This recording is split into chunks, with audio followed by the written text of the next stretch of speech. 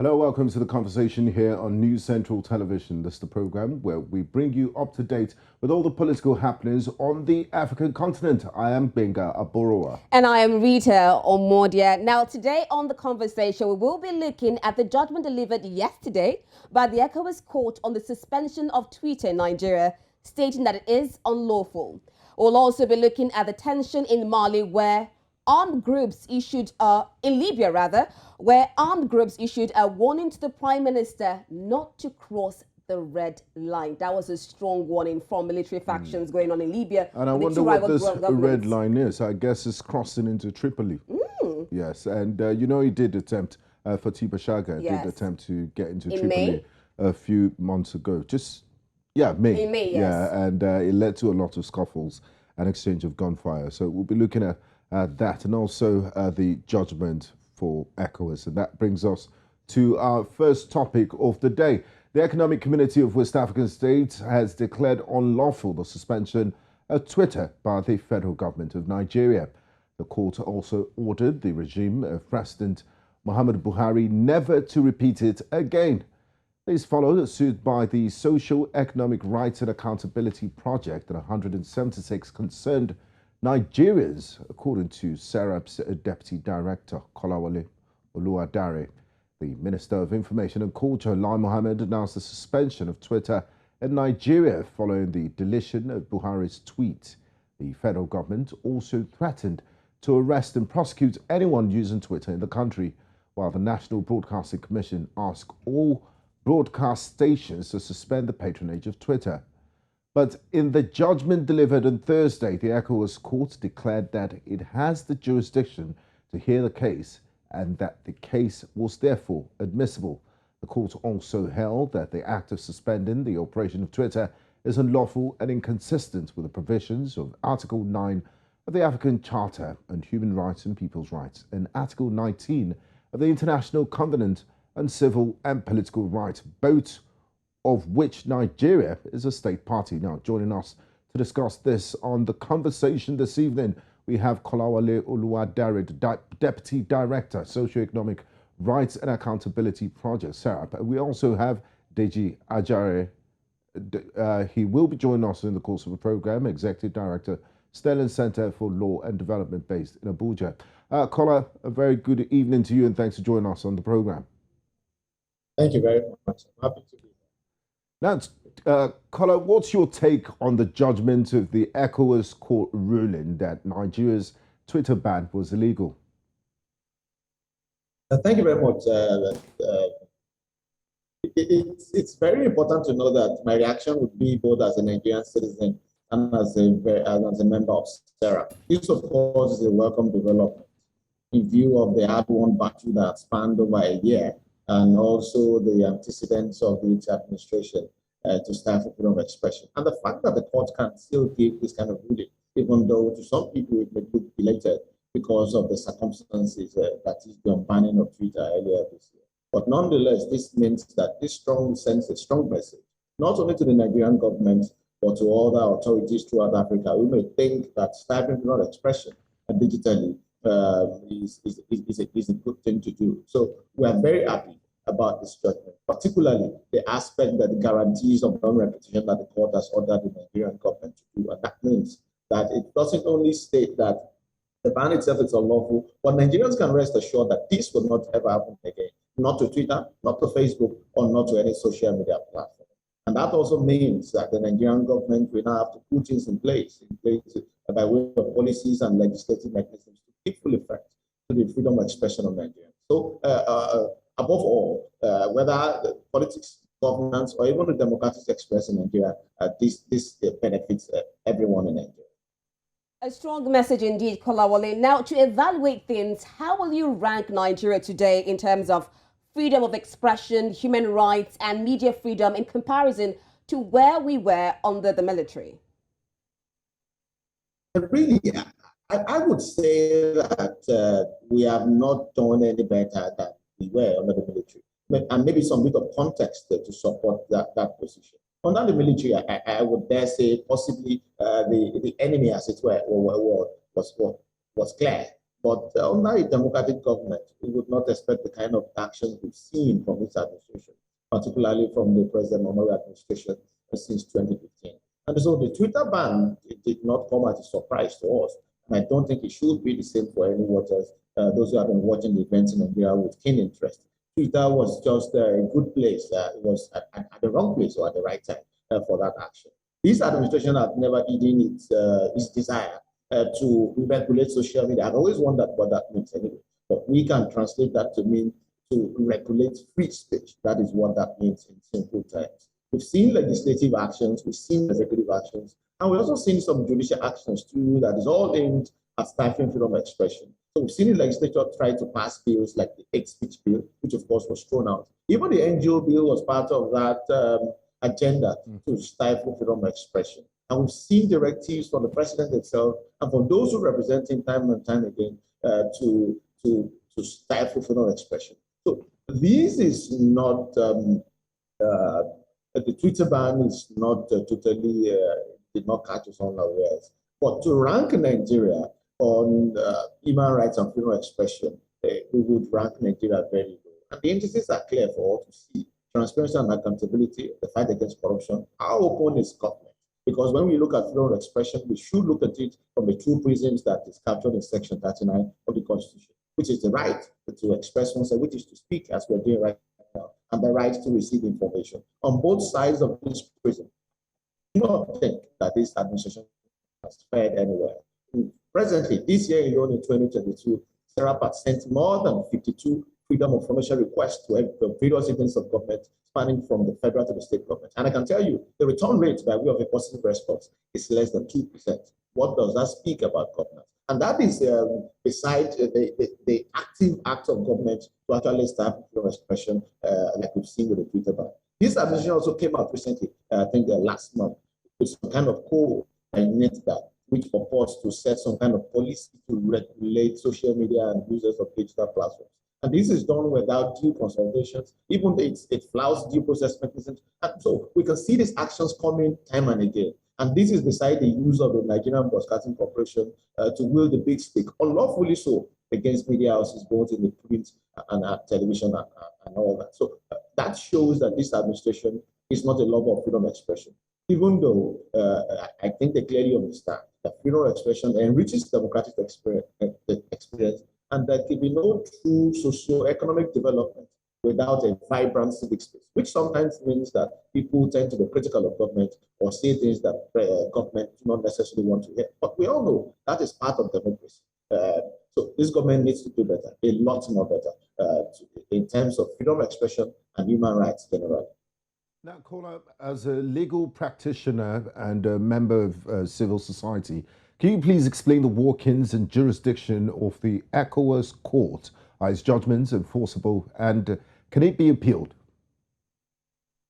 Of course, the judgment of the ECOWAS court is enforceable. Clearly, Nigeria ratified the ECOWAS treaty far back as 1994. Incidentally, this month, the 1st of July, would mark almost 20-something years when Nigeria ratified the ECOWAS treaty and the protocols thereto. So Nigeria is a member of the ECOWAS, has ratified the ECOWAS treaty and the various protocols that has come thereto. So clearly, the ECOWAS court has jurisdiction. And that is beside the fact that the seat of the court is even in Abuja, Nigeria. That clearly shows Nigeria's involvement in ECOWAS itself and the ECOWAS court. So it is clear and it's firmly established that the judgment of the ECOWAS court is binding on Nigeria, and Nigeria has to obey it. But Nigeria is not alone in what we've seen as the disobedience of the orders of the ECOWAS court. It would appear that African countries, particularly ECOWAS countries, have a penchant for doing this, which is not in the best interest of either the democratic experience in each of these countries, but also the socio-economic lives in each of these countries. So when you look at the ECOWAS treaty and the way it was set up initially, it pertains to disputes, human rights matters between the countries. But by the revised treaty that was done subsequently, it means that the court has jurisdiction to entertain human rights matters, either from citizens and institutions of those countries against those governments, or even between governments of the states. But over time, we've seen that lack of commitment on the part of this government to obey the judge, to enforce the judgment of the court. And that is not strictly because there are no mechanisms. There are mechanisms for the enforcement of judgment, under the ECOWAS Court, the revised treaty, and even the revised protocol. That they may not be adequate, and they've been criticized for that. But what I think the major cause of that lack of commitment to obeying the judgments of the court is the political will lacking at the highest level of the governments of these African states. So when you look at Section 24 of the revised treaty, I'd like to bring in Deji here because you've mentioned quite valid points now. You talked about adequacy, political will of those at the top, and also the ECOWAS Treaty. I'm bringing in Deji Ajare, is Executive Director, Sterling Center for Law and Development based in Abuja, Nigeria. Thank you so much for joining us on the conversation. Now, Deji, if you can hear me clearly, we're dealing with the enforcement. Now, a lot of Nigerians, while they heard of the ruling of the court, of the ECOWAS court, the major thing in their mind is how binding is this ruling? Do you think that there are enough penalties, or as Kolawole said, is there enough political will to make sure that this ECOWAS ruling is enforced on not just the Nigerian government, but on African governments who fail to uphold a freedom of rights of citizens?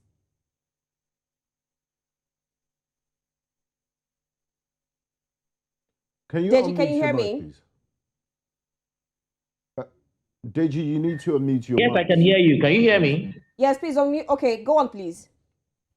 All right. So I said there is no doubt whatsoever that the judgments of the court, the ECOWAS Court of Justice of ECOWAS, is binding on all member states. So the issue of the bindingness is not in dispute. It is enforceability that is an issue now. Now, over the years, I'll tell you, many African countries, and I'll say specifically Nigeria,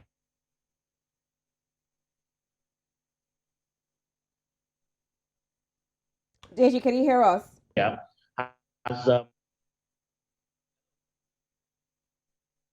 Okay, Deji, we seem to have some technical glitch with your line. We'll get back to you as soon as we can rectify that issue. And now, Kola, in the wake of the Twitter ban, the Nigerian Minister of Communication, Ajare Mohammed, insisted that the ban was a matter of national security and not related to the deletion of President Buhari's tweet. He also said before, in the past, that the government's non-compliance with court orders was on national security grounds. Is there any justification to disobeying court orders? And what do you make of the minister's statement? That's quite laughable, really, if he said that. There can be no justification in law, either in law or even in the morals that would guide the conduct of public officers to disobey orders of the court. Knowing fully well, like you know, that would be really, national security grounds cannot be a sweeping phrase to disregard judgments of the courts. When we are taught in basic elementary, as far back as secondary school, that there are three arms of government: the executive, judiciary, and the legislature. And so they all work hand in hand, along with the principles of checks and balances to ensure stability and order in the society. So why would one arm of government disregard the other and give national security as a reason for that? Knowing fully well that even the judiciary, in giving its judgment, is not unaware of national security. So are there facts that are exclusive to the executive that the legislature or the judiciary is not aware of that would trump that would make national security trump the rule of law? I don't think so. It's just national security has become a phrase of convenience of governments all over the world, including the Nigerian government, to do what they want to do per time in total disregard to the rule of law. And so, and you would notice in Nigeria that when there is a political judgment, particularly in matters of political affairs, the rate at which the judgments are given are quite speedily done. And then the judgments are enforced almost before you can see anything. Mm-hmm. And so that this same judgment, this same government will not remember there is national security in that regard. And really, and when you look at the provisions of the Constitution, for instance, Section 45 that tries to just propose the provisions of fundamental rights vis-a-vis laws that may be for the public and good of society, the laws are very clear. Any law, any action of government that would detract from the fundamental human rights of Nigerians need to be a written law and must pass the three-part test: legality, necessity, and proportionality. So it is not enough to just invoke national security to take away the rights of Nigerians. You have to forcibly block their lines for them to access much needed freedom of expression, or to ban TVs from all the airways, or to ban Twitter, or do whatever actions or unlawful actions from the executive over time. clearly, Gbenga, that could not justify this act of not obeying judgment of court. And particularly when you note that these same executive arm of government participate in these proceedings that eventually lead to the judgment. They send lawyers to court, the lawyers on the Ministry of Justice actively participate in these proceedings. And then why would judgment be given against the government? And suddenly, government will remember that national security is more important. We should not allow this kind of discussion. This kind of reason should not be allowed in the public space at all. It's not something that we should hear from any kind of public official, whether from the local government right to the presidency. Which is why we all should ensure that this advocacy to ensure the rule of law is placed squarely in the public discourse, and particularly as we go towards 2023, to begin to ensure that issues of human rights, particularly freedom of expression, is on the front burner of political agenda for those who want to contest for public office come 2023. Now, Kolawole, aside this education of justice, now a lot of people in some quarters are saying that damages should be paid by the Nigerian government to businesses who were affected by this Twitter ban. Now, are these claims legitimate? Of course, they are legitimate, and that is why Sarah is taking a follow-up step. We have put out a public statement followed by a tweet on our Twitter, and to call on Nigerians who have suffered any kind of loss that can quantify it in pecuniary terms. And we're compiling the names, and our lawyers will work on the papers and actually put a case before the ECOWAS court to ensure that those who can be identified to have suffered losses are properly compensated in pecuniary terms. It is a simple matter in law, like the lawyers will tell you, that cost naturally follows events. But if there have been unlawful actions, like the court has declared that the actions of the Nigerian government is unlawful, naturally, there must be some kind of repatriations or remediation for those who have suffered. And we are very sure that there are Nigerians who have suffered a lot of losses by reason of Twitter ban for 7 months. Particularly when you within the context of our growing informal sector in Nigeria, the small and medium enterprises, a lot of people rely on avenues, social media platforms like Twitter, to advertise for free to be able to earn their trade, as it were.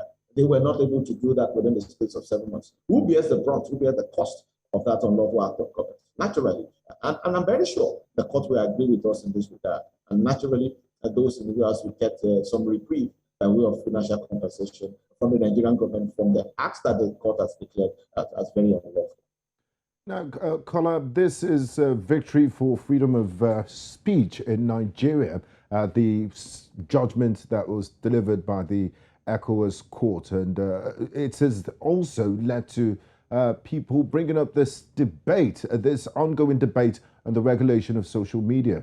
There are lots of people and organizations who recklessly upload false information, which has damaging effects. I mean, some have even led to the loss of lives. The proponents argue that by regulating social media, it minimizes the chances of receiving false information. It also reduces the possibility of creating conflict amongst people. What's your take on this debate on the regulation of social media? Thank you very much, Gbenga. You nearly sounded like the Minister of Information for a minute there, spouting that much needed, that much argument that really does not stand but these for are facts. These are facts. These are debates going on. Yes. Yes, and really, individuals are entitled to their point of view, including public officials too, as to where their point of view lies in these things. But again, we need to look at context. What is fake news? Do we have laws that regulate these areas in Nigeria already? Yes. How have those laws been applied? And I would say not very well, because of the peculiar circumstances of corruption, lack of transparency and accountability that affected nearly every sphere of every sector in Nigeria, including the judiciary itself. And that is where the problem itself lies. So do we have enough laws that can take care of such fake news? Yes. We have laws against defamation. We have laws that people could seek civil remedies in court for actions that's taken by individuals or even government themselves that is injurious to someone else. So why do we need a law, so to speak, to regulate social media? I've always wondered what that is. And I'm not unaware that it's a global context. Sorry to interrupt you, Kola. A few years ago in Kano, there was fake news with regards to inoculation of using vaccines for anti-polio vaccines. And there was fake news on radio, and it did lead to a loss of death. We remember what happened with the radio in Rwanda and the speed at which fake news goes out there. So, but the damage might be done before you seek redress in court. Why not have something that can regulate and prevent people from even putting it out there in the first place, knowing the consequences and knowing the type of society we live in? Now, Gbenga, definitely you are sounding like a minister of the Federal Republic. So how do we have any kind of regulation, any kind of institution that will not have, that the judiciary will not have oversight or judicial powers over? So when you talk of the slow pace of the judiciary, that is a challenge itself that we need to solve. So even if we were to have, by way of argument, an institution or a public authority regulating, as it were, social media, they would, of course, be subject to the jurisdiction of the court, even exercising their duties, whether those duties were carried out in line with the law or not. So really, that could not be an argument for why social media should be regulated. What we need to, and I am not unaware that this discussion is within the global context. It is not peculiar to Nigeria. For the peculiarity of our socio-economic environment and even our political constraints, or makes this knee-jerk reaction to some kind of digital regulation really an afterthought, and there may be some ulterior motive. And Nigerians are quick to say this because we've seen over time that lack of distrust between the people and the government, and that is why government more often than not use these well-intentioned global regulations. Unfortunately, this is used wrongfully in Nigeria to stifle freedom of expression. What we need to do is to strengthen our current institutions, ensure that the rule of law prevails, and that mechanisms, including adjudicative mechanisms like judiciary, are actually working and they are speedy. So we cannot use the excuse, and really it's an excuse, that going to court will take time, and then you need some sort of institution that would regulate. Naturally, even every institution is subject to the judiciary, which by Section 6 of the 1999 Constitution states clearly that the court will have powers over issues, duties, and obligations between citizens and government, and between various arms of government themselves. And that is what we need to do, really. Okay, thank you so much, Kolawole. Deji, thank you so much for joining us back again on the conversation. And we're discussing, Gbenga asked a question on regulating social media with all the ills going on. Now, in your own view, how do you think social media can be regulated in a way that freedom of expression or the rights of people are not stifled? I understand that there are challenges, there are concerns about false and misleading information that are being passed around on social media. But I'll tell you that that shouldn't be a source of concern.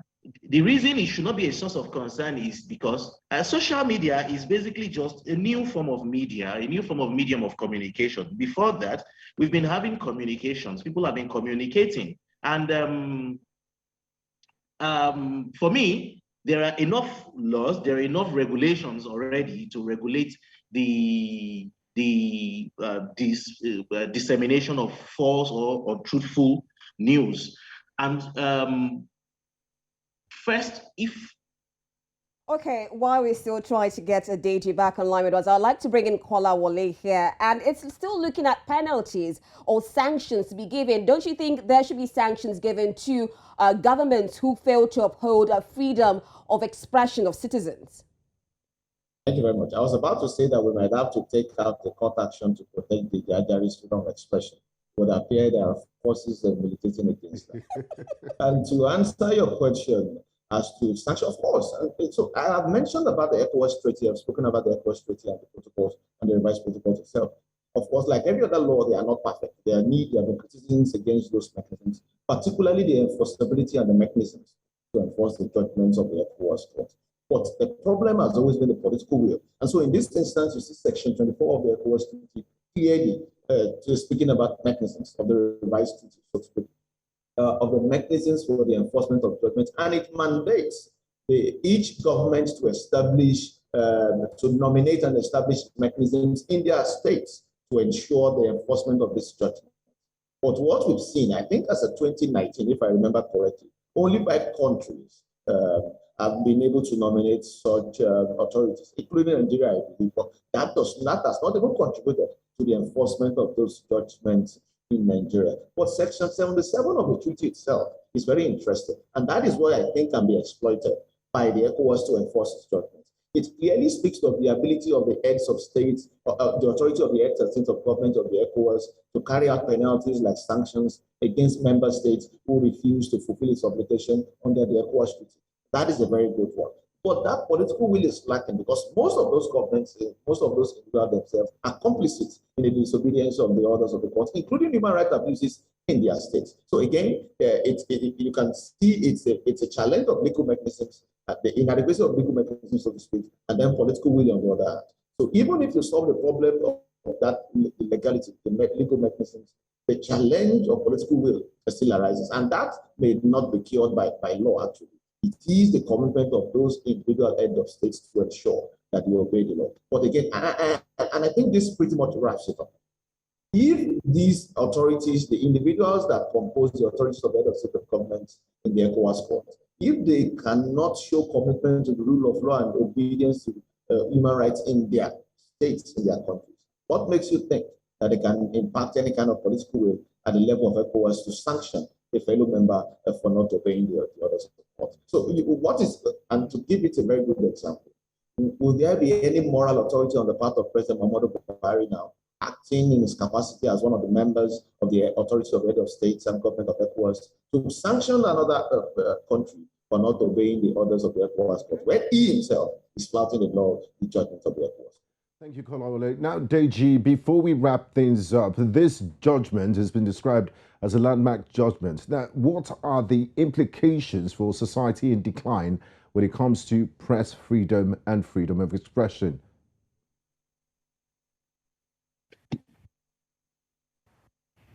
Well, just like he had said, I think this is victory for freedom of the press, freedom of expression, and freedom of the enjoyment of several other liberties. Because like part of the arguments we had put forward earlier is to say the internet, Twitter, is not just an avenue for expression, it is also an avenue to enjoy other liberties that are already guaranteed in the Constitution and other international instruments. So for instance, the freedom of association, for instance, is enjoyable on Twitter. People associate, people organize on Twitter. That is a platform for them to enjoy that right. The argument has also been put forward that the right to life, for instance, is not just the right to be alive, but the right to enjoy certain basic facilities in life. And so these are some of the things, for instance, that will make life meaningful to some people. This is source of livelihood for some people. And so through this, they will be able to enjoy their economic rights guaranteed under the Chapter 2 of the Constitution, under the African Charter, and other instruments.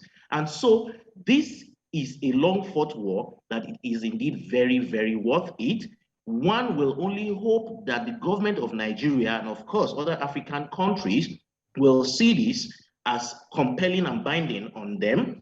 And particularly the Nigerian government will follow will obey the instructions of the courts that ordered that the government must undertake and guarantee non-repetition of such actions.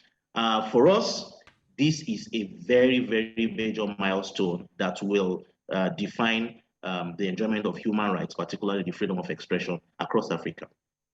A major milestone, I must say, but let's also look at the impacts of this. Now, sometime last year, we saw Ghana become the regional headquarters in the West African nation for Twitter. Now, what exactly were the impacts of Nigeria, which is supposed to be the big brother nation, making it a business-friendly environment? And also one of the biggest business contributors to Twitter. So I've always wondered the big brother thing would speak to the population we have and the influence we wield. But what does being a big brother, what does it matter to an average Nigerian who is feeling the effects of abject poverty?